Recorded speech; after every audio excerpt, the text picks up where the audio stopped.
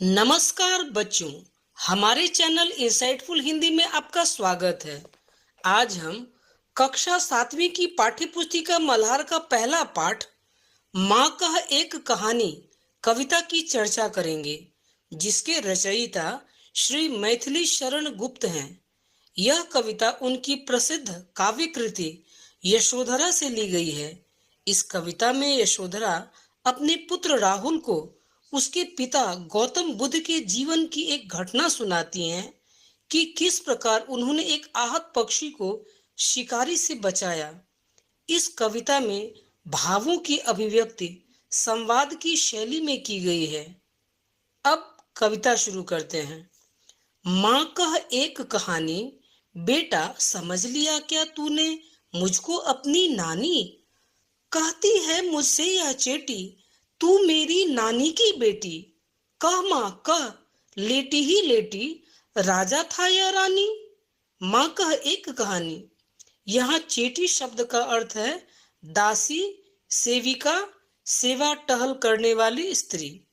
इस कविता में राहुल यशोधरा से कहता है, माँ एक कहानी सुनाओ ना।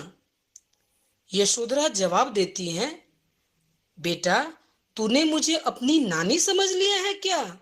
क्योंकि हम जानते हैं कि आमतौर पर कहानियां दादी या नानी सुनाती है, तो इसलिए वह ऐसा कहती हैं। राहुल कहता है, यह दासी मुझसे कहती है कि तू मेरी नानी की बेटी हो, अर्थात तू मेरी नानी भले न हो पर उनकी बेटी तो हो, इसलिए माँ कहानी सुनाओ ना। लेटे लेटे ही सुनाओ, मैं तुझे परेशान नहीं करना चाहता, इसलिए लेटे लेटे ही सुना दो। एक राजा था या एक रानी थी? क्योंकि कोई कहानी राजा या रानी से ही शुरू हुआ करती है, इसलिए राहुल पहले से ही कह देता है कि राजा था या रानी थी। फिर यशोधरा कहती हैं, तू है हठी मान धन मेरे, सुन उपवन में बड़े सवेरे, तात भ्रमण करते थे तेरे, जहां सुरभि मनमानी। जहां सुरभि मनमानी, हाँ माँ यही कहानी। यहाँ मानधन का अर्थ होता है मान का धनी, प्रतिष्ठा ही जिसका धन हो। यह शब्द वह अपने पुत्र राहुल के लिए प्रयोग करती हैं। उपवन का अर्थ होता है बगीचा, तात अर्थात पिता, भ्रमण मतलब घूमना, सुरभि मतलब सुगंधित खुशबूदार। तो यशोधरा कहती हैं, मेरे बेटे तू बहुत जिद्दी है,